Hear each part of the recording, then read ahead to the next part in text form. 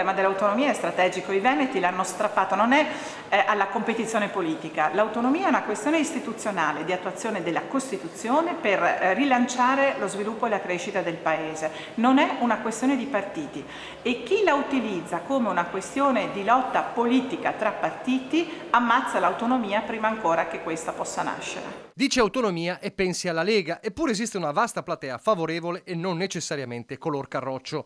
Una platea trasversale al centro-sinistra e anche al Movimento 5 Stelle, visto che in sala c'è pure il consigliere regionale pentastellato Simone Scarabella.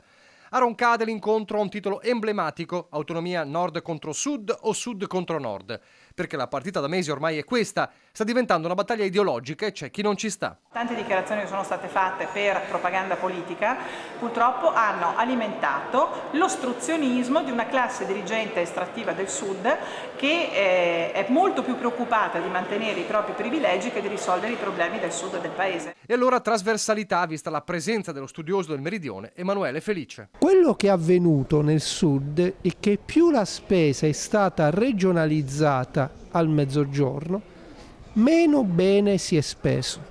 Quindi il sud ha bisogno di un intervento statale che gestisca la spesa.